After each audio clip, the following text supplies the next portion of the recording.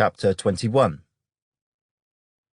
Now there was a famine in the days of David for 3 years, year after year. And David inquired of the Lord. And the Lord answered, "It is because of Saul and his bloodthirsty house, because he killed the Gibeonites." So the king called the Gibeonites and spoke to them.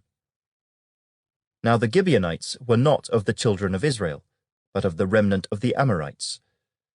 The children of Israel had sworn protection to them, but Saul had sought to kill them in his zeal for the children of Israel and Judah. Therefore David said to the Gibeonites, "What shall I do for you? And with what shall I make atonement, that you may bless the inheritance of the Lord?"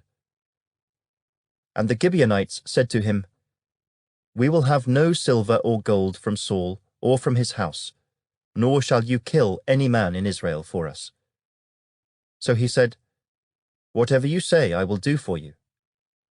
Then they answered the king, "As for the man who consumed us and plotted against us, that we should be destroyed from remaining in any of the territories of Israel, let 7 men of his descendants be delivered to us, and we will hang them before the Lord in Gibeah of Saul, whom the Lord chose." And the king said, "I will give them."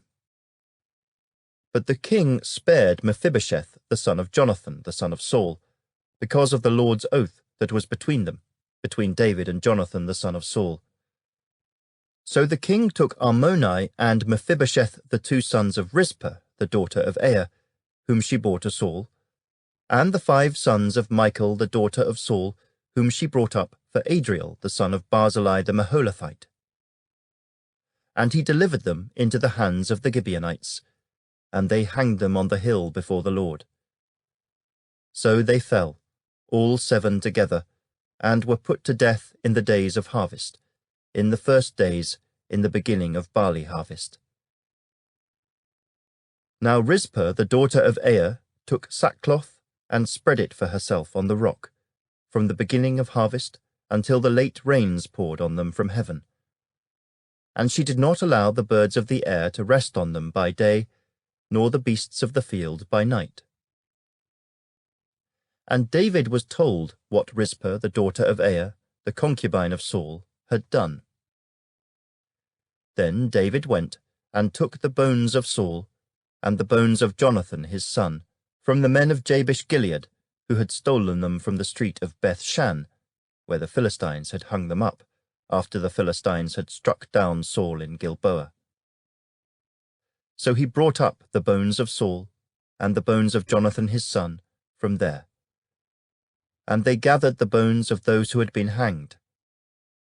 They buried the bones of Saul and Jonathan his son in the country of Benjamin in Zelah, in the tomb of Kish his father.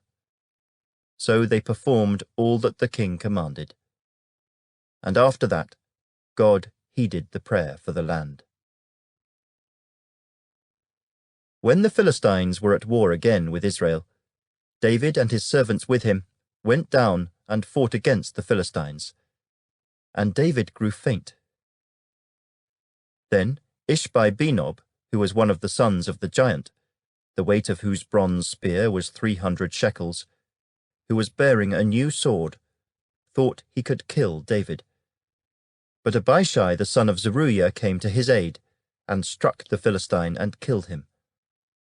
Then the men of David swore to him, saying, "You shall go out no more with us to battle, lest you quench the lamp of Israel."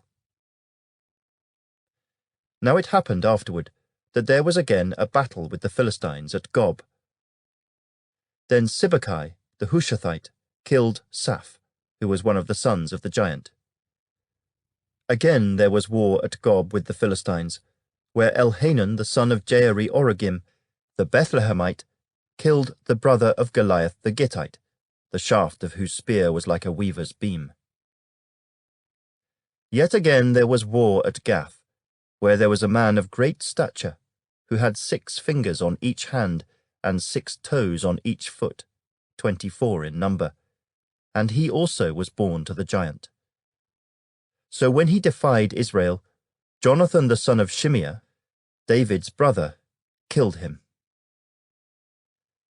These 4 were born to the giant in Gath, and fell by the hand of David and by the hand of his servants.